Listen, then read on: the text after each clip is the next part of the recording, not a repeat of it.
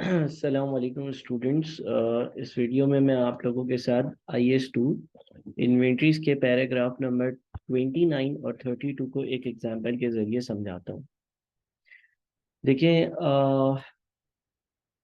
Paragraph number 29 की पहली line में लिखा हुआ है, inventories are usually written down to net realisable value item by item. यानी कि इन्वेंट्री में जब आप उसको NRV से कंपेयर कर कर और लोअर ऑफ NRV या कॉस्ट पर बुक करते हो तो आइटम बाय आइटम कंपैरिजन करते हो। मैंने यहाँ पर एक और लाइन लिखी है, raw material, work in progress and finish goods are inventory classifications, they are not line items. यानी कि पहले तो आप ये समझ लें आइटम का क्या मतलब है और क्लासिफिकेशन का क्या मतलब है। देखिए, जब हम बोलते हैं रॉ मटेरियल, जब हम बोलते हैं वर्क इन प्रोग्रेस, जब हम बोलते हैं फिनिश गुड्स, तो ये इन्वेंट्री की तीन क्लासिफिकेशंस हैं। ये इन्वेंट्री की तीन क्लासिफिकेशंस हैं। आइटम का क्या मतलब होता है, मिसाल दी हुई है यहाँ पर मैंने एक, और यहाँ पर मैंने कुछ वर्किंग करी हुई है। लेट से हमारे पास रॉ मटेरियल है और हमारे पास दो तरह के रॉ मटेरियल है, रॉ मटेरियल ए और रॉ मटेरियल बी। तो ये ए एक आइटम है, बी दूसरा आइटम है। इसी तरह से फिनिश गुड्स में हमारे पास A1 एक तरह का फिनिश गुड है और B1 दूसरी तरह का फिनिश गुड है। तो कहने का मकसद ये है कि जब आप अपने पास IS2 यूज करते हो तो IS2 में आप जो है वो जो NRV से कंपैरिजंस करते हो वो ऐसे नहीं करते हो कि टोटल रॉ मटेरियल की कॉस्ट कितनी है और टोटल NRV की वैल्यू कितनी है और इसमें से लोअर क्या है, ऐसे नहीं करते हो। ऐसे भी नहीं करते हो फिनिश गुड्स की टोटल वैल्यू कितनी है और फिनिश गुड्स की टोटल NRV कितनी है और इन दोनों में से लोअर क्या है, ऐसे नहीं करते हो। ठीक है। बल्कि आप क्या करोगे कि आप अपने पास इन्वेंट्री में, अगर इन्वेंट्री टाइप ए है, रॉ मटेरियल टाइप ए है, तो ए की कॉस्ट 4,000 है, NRV 2500 है, लोअर ऑफ कॉस्ट या NRV पे लिखोगे और इस तरह से एक एक कर कर कंपेरिजन करोगे। ठीक है। तो पहली चीज तो ये थी कि inventories are usually written down to net realisable value item by item. इसका मतलब ये हो गया कि यहाँ पर मैंने जो जो एग्जाम्पल बनाकर दिए ना, ये जानबूझकर गलत बनाकर दिए। क्यों? क्योंकि यहाँ पर क्या हो रहा है कि रॉ मटेरियल ए की टोटल कॉस्ट 4,000 और 6,000 10,000, रॉ मटेरियल ए और बी की टोटल NRV 2500 और 5,000 7,500, और फिर मैंने 10,000 को 7,500 से कंपेयर कर कर और 2500 का लॉस बुक किया है, जबकि ऐसा करना ही नहीं है। या मिसाल के तौर पर फिनिश गुड्स में A1 फिनिश गुड्स है, 8,000 उनकी कॉस्ट है, 5,500 उनकी NRV है, तो इसकी यहाँ पर अलग से एक राइट डाउन होगा। और फिर 8,000 और 11,000 में से 11,000 NRV है, तो 8,000 की कॉस्ट पर ये मेंटेन होता है। यानी कि हर चीज को अलग अलग आप कैलकुलेट करोगे रादर देन कि आप एक साथ कैलकुलेट करो। ठीक है, एक चीज तो ये हो गई। तो इस वर्किंग को हम सही करेंगे, इस वर्किंग का हम सही तरीका देखते हैं कि क्या होगा। दूसरी चीज पैरा नंबर 32 में बड़ी इंपॉर्टेंट है, और वो लिखा हुआ है, materials and other supplies held for use in the production of inventories are not written down below the cost if the finished products in which they will be incorporated are expected to be sold at or above cost। वो material और supplies जो किसी और तरह के finish goods में इस्तेमाल होंगे, उनको आप लोअर ऑफ कॉस्ट NRV के हिसाब से, अगर NRV कम है तो NRV पे रिकॉर्ड नहीं करोगे। अगर वो एक्सपेक्टेड टू बी सोल्ड है,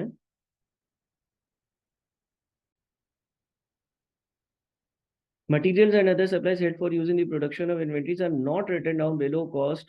अगर कोई भी मटेरियल या इन्वेंट्री आपके पास है रॉ मटेरियल की, तो उसको आप बिलो कॉस्ट यानी कि कॉस्ट से कम पर नहीं दिखाओगे।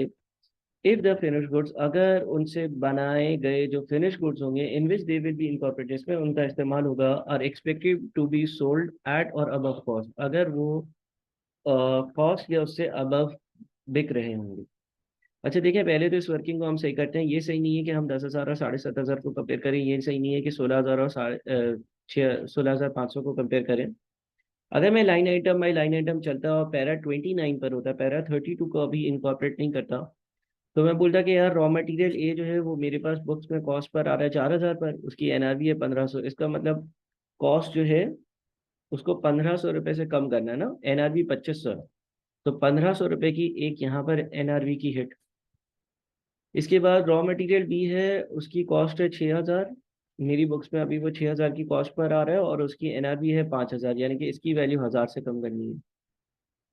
ठीक है सर, आप 10,000 और 7,500 को कंपेयर करते तो भी 2,500 आता, आपने अलग अलग 1,500 और 1,000 किया, इसकी कोई वजह है? अभी थोड़ी देर बाद जब हम पैरा 32 देखेंगे तो फिर हम इस पर आएंगे। अभी मैं पैरा 29 की जो पहली लाइन है ना, उस हिसाब से मैं बुकिंग कर रहा हूँ, यानी कि मैं हर लाइन आइटम को कंपेयर कर रहा हूँ रादर देन इन्वेंट्री क्लासिफिकेशंस को।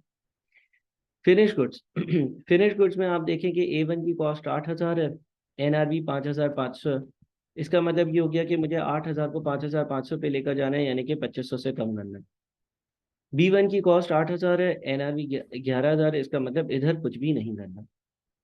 अब देखिए एक चीज तो आपको समझ में आ रही होगी कि जब हम इन्वेंट्री क्लासिफिकेशन के हिसाब से जाते तो हम फिनिश गुड्स में कोई भी एनआरवी की हिट बुक ही नहीं कर रहे होते, क्योंकि अगर हम इन्वेंट्री क्लासिफिकेशन के हिसाब से जाते तो हम 16,000 को 16,500 से कंपेयर करते और बोलते एनआरवी ज्यादा है तो कॉस्ट पर रहने दो। लेकिन हमने line item by line item जब कंपैरिजन किया तो हमने देखा यार ये 8,000 और 5,500 में से 2,500 का फर्क है, फिर 8,000 और 11,000 में, इस तरह से हम चलते रहे तो हमने देखा कि भाई 2,500 का लॉस बुक करना चाहिए, 2,500 का लॉस बुक करना पड़ेगा। तो एक तो डिफरेंस ये पैरा 29 का आ गया, अदरवाइज पैरा 29 अगर अप्लाई नहीं करते और इन दोनों को कंपेयर करते तो फिनिश कुछ पे कोई एनआरबी की हिट आई नहीं होती। ये एक चीज हो गई। अब दूसरी इंपॉर्टेंट चीज, मटीरियल्स एंड अदर सप्लाईज, यानी कि अब रॉ मटेरियल की बात करते हैं, held for use in the production of inventories, जिससे मैं जो है वो इन्वेंट्रीज बनाता हूँ। अब मैं मिसाल ले रहा हूँ कि रॉ मटेरियल ए जो है ना उससे फिनिश गुड A1 बनता, और रॉ मटेरियल बी जो है ना उससे फिनिश गुड B1 बनता। तो वो बोलता है कि materials and other supplies held for use in the production of inventories are not written down below cost. अगर आपके पास कोई रॉ मटेरियल है जिस तरह से ए है जो कि A1 में इस्तेमाल होता है, या जिस तरह से बी है जो कि B1 में इस्तेमाल होता है, तो उसको आप राइट डाउन नहीं करोगे बिलो कॉस्ट। कब? इफ द फिनिश्ड प्रोडक्ट, अगर finished products in which they will be incorporated, जिसमें उनका इस्तेमाल होगा, यानी कि ए का इस्तेमाल किस में होगा A1 में, बी का इस्तेमाल किस में होगा B1 में, are expected to be sold at or above cost.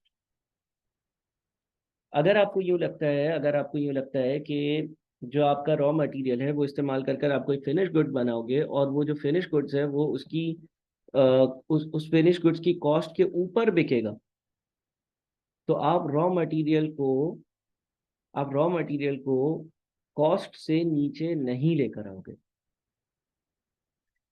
अब देखिए जब हम पैरा 29 पे थे तो हमने बोला यार 4,000 4,000 को 2,500 पे लाना है 1,500 से कम, 6,000 5,000 6,000 को 5,000 पे लेकर आना है 1,000 से कम, 8,000 5,500 8,000 को 5,500 पे लाना है 2,500 से कम, 8,000 11,000 नहीं, 8,000 सही है, कोई एनआरबी गेट नहीं है। लेकिन अब देखिए जो फिनिश गुड A1 है ना, फिनिश गुड A1 की कॉस्ट है 8,000 और एनआरबी है 5,500। ठीक है, इसका मतलब ये हो गया कि यार ये जो फिनिश गुड A1 है ना, ये अपनी कॉस्ट रिकवर नहीं कर पा रहा।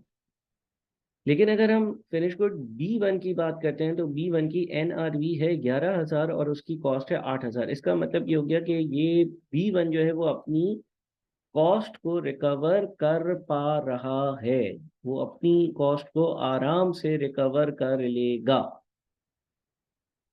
तो इसका मतलब वो अबव कॉस्ट बिक सकता है, और अगर अबव कॉस्ट बिक सकता है तो पैरा 32 की पहली लाइन में लिखा हुआ है materials and other supplies set for use in the production of inventories are not written down below cost.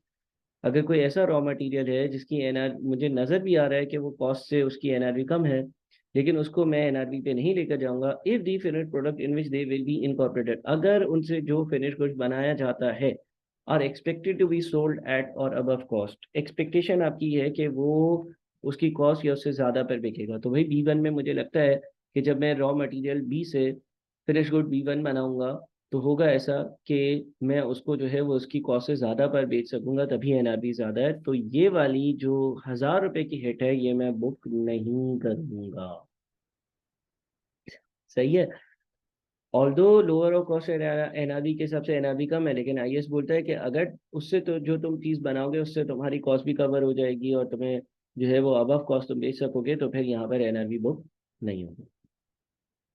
फिर आगे एक और चीज़ लिखता है, हाउ एवर, लेकिन when a decline in the price of material, लेकिन जो रॉ मटेरियल की प्राइस का डिक्लाइन है, यानी कि ये 6000 है और ये 5000 है, तो प्राइस डिक्लाइन हुई होगी, NRV कम होगी।